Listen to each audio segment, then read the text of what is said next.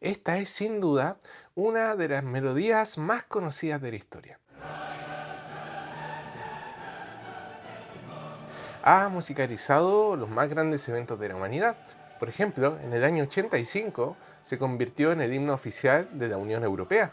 En el año 98 unió al mundo en los Juegos Olímpicos de Nagano, Japón, y en 1989 Leonard Bernstein dirigió esta obra para la caída del muro de Berlín.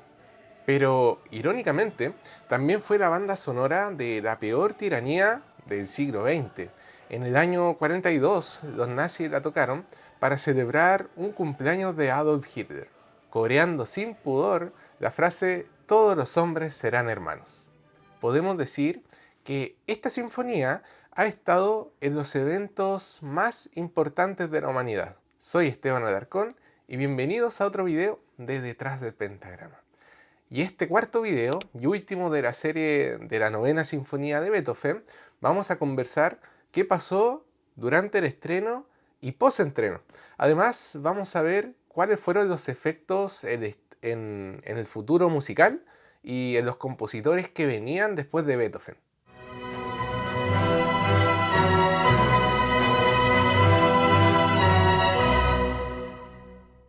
La historia suele recordar la noche del 7 de mayo de 1824 únicamente por la novena sinfonía, pero la verdad es que este concierto, anunciado como Gran Academia Musical, fue un evento bastante extenso en duración. Una academia musical era un concierto organizado casi en su totalidad por el mismo compositor, por quien iba a presentar sus obras. Este trámite para Beethoven no fue simple, ya que durante 6 semanas estuvo negociando con el teatro las condiciones de este. Y Beethoven, sintiéndose según en sus propias palabras, dijo que estaba cocido, estofado y asado. Pero finalmente se logró armar el programa. Comenzó con una obertura llamada La consagración de la casa. Pero luego venía el plato fuerte de la primera mitad, 3 movimientos de su monumental obra Missa Solemnis, el Kyrie, el Credo y el Agnus Dei. Y aquí es donde Beethoven y los organizadores tuvieron que sacar su faceta más astuta. En Viena, en esos años, existía la censura eclesiástica, la que prohibía estrictamente que se tocaran obras religiosas en teatros o lugares seculares. Entonces, ¿cómo lograba Beethoven tocar estos movimientos de su Missa Solemnis, que era una obra sacra? Simplemente le cambiaron el nombre. Así que en los folletos del teatro, los movimientos de la misa se modificó su nombre por 3 grandes himnos. Y el plato fuerte venía al final, con la nueva e inédita novena sinfonía de Beethoven. Si sumamos todas las obras que fueron presentadas ese día, fue un concierto bien extenso que probablemente duró aproximadamente 2 horas y media y quizás un poco más. Y para llevar a cabo semejante hazaña se necesitaba un verdadero ejército musical. Pero reunirlo fue un verdadero dolor de cabeza. La orquesta habitual del teatro era insuficiente en número para las exigencias que necesitaba Beethoven. Así que la administración tuvo que tomar una decisión un poco desesperada. Ellos reclutaron en su fila músicos de una sociedad, pero era una sociedad amateur. Es decir, el estreno de la novena sinfonía dependía netamente de la organización entre músicos profesionales y músicos amateurs, aficionados, que aunque ponían todo su corazón en sacar lo mejor posible, la partitura era bien densa y bien difícil. Para que este experimento no sonara a un verdadero caos, se armó una plantilla de cuerdas masiva para esa ocasión. Fueron un total de 24 violines, unas 10 violas, 12 violonchelos y 12 contrabajos. Pero el verdadero truco en realidad estuvo en los vientos, ya que Beethoven ordenó duplicar los vientos tanto de metales como de madera. Y no fue un capricho, sino que fue una necesidad acústica. Con semejante cantidad de instrumentos de cuerdas y además este coro que insertó en la sinfonía necesitaba que los vientos se escucharan mucho más. ¿Y cómo fueron los ensayos? La verdad no fueron los mejores. Cuando la soprano Henriette Songak de unos 18 años, y la contralto Caroline Unger, de 21, vieron las notas que eran ridículamente agudas para ella y debían cantarlas, se pusieron muy nerviosas. Así que fueron a conversar con Beethoven explicándole esta situación técnica. Y el maestro se negó. Dijo, no, estas notas se quedan en este lugar. Y llegaron a llamarlo en su cara un tirano de los órganos vocales. Y por si fuera poco, de los 3 ensayos generales planificados, solo se pudieron realizar 2, ya que el tercero tuvo conflictos con el lugar, ya que se tenía que presentar un ballet. Así que el estrés tuvo que haber sido inimaginable para aquella orquesta. Sin embargo, en el último ensayo, la música logró romper al genio, ya que se cuenta que al escuchar, entre comillas, porque estaba sordo, pero al ver el ímpetu de los músicos, Beethoven se quebró por completo y dice que hasta se le cayeron lágrimas de la emoción. Así que al terminar, conmovido, se paró y fue a cada uno de los músicos a abrazarlo y darle las gracias. A todos los músicos, es decir, a los profesionales y también a los aficionados. Y este es un detalle que nos impresiona, porque si bien entendemos un poco el carácter de Beethoven, era bien conflictivo. Entonces que llegara a emocionarse y además abrazar a los músicos dice mucho de él. Así que llegó el momento del concierto. Al frente de la sección de cuerdas, liderando con su arco, se encontraba el virtuoso Ignaz Schuppanzig, quien fue también un gran amigo de Beethoven, ya que lo venía acompañando en sus estrenos desde su llegada a Viena. Pero ¿dónde estaba Beethoven en medio de todo este montaje? Su misión teórica era marcar el tiempo al inicio de cada movimiento.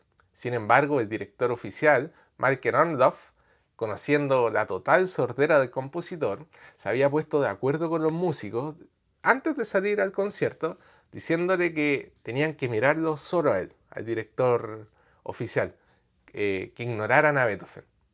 Así que tuvo que haber sido una escena un poco tragicómica, ver cómo Beethoven movía los brazos creyendo que estaba dirigiendo la orquesta, pero en realidad todos los músicos estaban atentos al director oficial, Orloff. Y aquí con esta anécdota se nos pone un poco la piel de gallina al ir viendo detalle a detalle qué pasó al final de la interpretación de la novena sinfonía. Cuando llega el último acorde, el silencio de la música da paso a un instantáneo ola de aplausos y una ovación que según las fuentes decían que fue salvaje. Hubo muchos gritos, pañuelos en el aire y sombreros lanzados al escenario para demostrar, para el público, demostrar lo impresionante que había sido esta obra. Y en ese momento es donde ocurre un gesto muy emotivo. La joven contralto, Caroline Unger, la misma que había increpado a Beethoven por estas notas ridículamente altas, se conmocionó al ver al compositor, así que lo tomó suavemente del brazo y lo giró hacia el teatro para que sus ojos pudieran ver lo que no podía escuchar. Y lo que ve lo termina dejando sin aliento porque ve esta marea humana de pie, ve la gente aplaudiendo y haciendo gestos de ovación. Fue una ovación que se repitió 5 veces, estas horas de aplausos. Y este hecho es importante mencionar porque a los miembros de la familia imperial solo se podían dar hasta 3 horas o salvas de aplausos, pero a Beethoven le dieron 5. Beethoven era un simple mortal. Él no tenía poder político ni venía de una familia real. Y podía verse hasta como una falta de respeto a las autoridades y a la familia real que a Beethoven le dieran 5 salvas de aplauso, pero a la familia imperial solo se tuvieran que darle 3. Así que tuvo que intervenir la policía para frenar a la multitud y evitar que siguieran aplaudiendo. Al ver todo ese mar de amor, el genio musical conmovido dobla su espalda y se inclina profundamente hacia el público, dando su muestra de agradecimiento. Cualquiera pensaría que tras ese semejante triunfo, Beethoven se fue a celebrar con sus amigos, pero no fue así. Esa misma noche lo acompañaron a pie hasta su casa. Beethoven había apostado todo en este concierto para salvar sus finanzas tras años de malas ganancias, de deudas y de problemas económicos. Pero cuando se le entregó el reporte de la taquilla del concierto, el mundo se le vino abajo. A pesar de haber llenado el teatro, los altos costos de la organización determinaron consumiendo todo el presupuesto. Así que su ganancia final fue de unos míseros 420 florines. Era una ganancia bajísima para todo el trabajo invertido. Al ver esta cifra, las piernas de Beethoven se dieron y mencionan sus amigos que se desplomó en el suelo. Así que lo ayudaron a levantarse y lo sentaron en el sofá. Así que el genio estaba en shock, inmóvil y sin poder hablar. Se quedó profundamente dormido en esa misma posición y a la mañana siguiente aún llevaba puesto su traje de gala del concierto. De la tristeza, Beethoven pasó rápidamente a la furia. En su mente paranoica, todas estas cuentas no cuadraban y según él era porque lo habían estafado. Así que 2 días después invitó al director Omlov, al violinista Chupanzik y a su asistente Schindler a cenar. Y en cuanto se sentaron, el maestro los miró con ojos llenos de confianza y con una voz muy cortante los acusó de que habían confabulado contra él y lo habían estafado. La humillación fue tal que Schindler y Omlov se retiraron del lugar sin ni siquiera probar la comida. Segundo después, tras recibir también otra tanda de insultos, Chupancy también se fue del lugar y dejaron a Beethoven completamente solo. Fue lamentable como luego de uno de los estrenos más importantes de la música, las cosas hayan terminado así. 3 semanas después se programó un segundo concierto para interpretar la novena sinfonía de Beethoven. Así que ahora sí el compositor estaba decidido a recuperar las ganancias que no había conseguido en el estreno oficial. Así que para intentar atraer más público hicieron algunos cambios en el programa. Y uno de ellos fue la mayor ironía para el orgullo de Beethoven, ya que agregaron un área de su mayor competidor comercial, que era Gioachino Rossini. El resultado, otro fracaso comercial. La sala ni siquiera se llenó a la mitad de su capacidad total y el concierto también perdió mucho dinero. Afortunadamente, el empresario del teatro se apiadó del compositor y en un acto de tremenda nobleza, él insistió en pagarle un, un valor base por todo este concierto, así que al menos se llevó unos 500 florines a casa, porque era la única forma que Beethoven no quedara en la ruina después de otro gran esfuerzo. Tras el estreno de la novena, la historia de la música se termina fracturando en dos, porque ya crea un antes y un después, sobre todo en este género musical. Fue tanto el impacto que durante los siguientes años, durante las siguientes décadas, muchos compositores evitaron volver a tocar este género, ya que Beethoven había dejado la vara muy alta. Y muchos se preguntaban, ¿quién iba a volver a escribir una sinfonía luego de la novena de Beethoven? Pero para aquellos que se atrevieron, esta sinfonía no fue una pared, no fue un freno, sino que fue una guía, fue un faro. Comencemos con un joven de 27 años que estuvo presente en la noche del estreno de esta sinfonía, Franz Schubert. En ese movimiento, Schubert era un compositor casi desconocido. Lamentablemente estaba tan sumido en sus problemas personales y también su enfermedad, que estos ideales de hermandad mundial no le calzaban mucho. De hecho, poco antes le había escrito a un amigo que se sentía la persona más infeliz del mundo. Y Schubert sentía una devoción casi religiosa hacia Beethoven. Era una figura que admiraba mucho. En su diario íntimo llegó a confesarle a un amigo estas palabras: secretamente en mi corazón todavía espero poder hacer algo de mí mismo. Pero ¿quién puede hacer algo después de Beethoven? Schubert estuvo a punto de heredar la posta, de continuar el legado que había dejado Beethoven, pero la muerte se lo llevó muy joven. Al otro lado de la frontera, en Francia, la novena también desató una auténtica revolución en la música, y sobre todo en la mente de un joven compositor, Héctor Berlioz. En 1829, 5 años después, cuando la obra todavía ni siquiera se había tocado en París, Berlioz de alguna forma se la consiguió. Y mientras los críticos franceses más conservadores estaban criticando esta obra diciendo que era un producto de un viejo demente, literalmente, eh, Berlioz escribía con vehemencia defendiendo la construcción de esta obra, llegando a afirmar que era el punto de partida para la nueva música. Así que para Berlioz, la novena fue la llave de su propia libertad musical.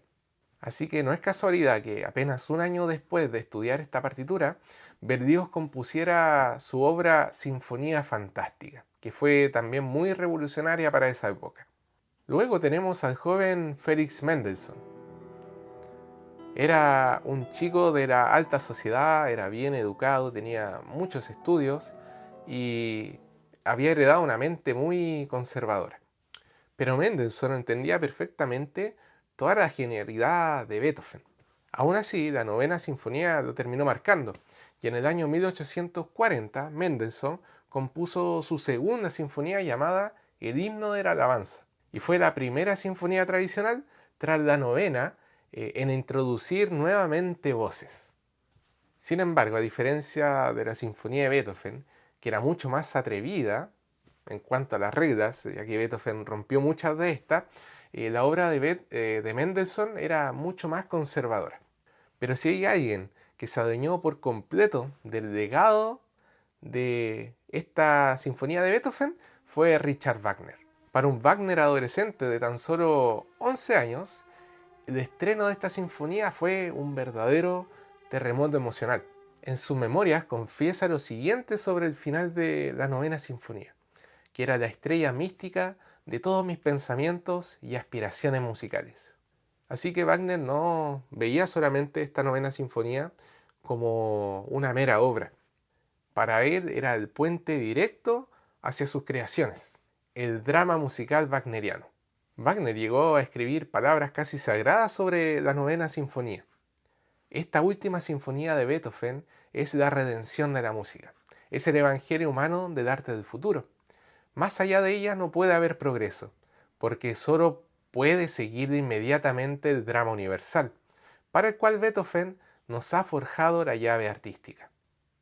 Básicamente, Wagner creía que Beethoven había llevado la música instrumental tan lejos que la única forma de alcanzarla era a través de la voz humana, abriendo la puerta a las grandes óperas que posteriormente compone Wagner. Así que con todos estos hechos sobre la mesa, la historia de la novena sinfonía es mucho más humana y desgarradora de lo que uno piensa. No fue solamente el triunfo de un genio sordo girando hacia el público sin darse cuenta que ya había terminado la obra.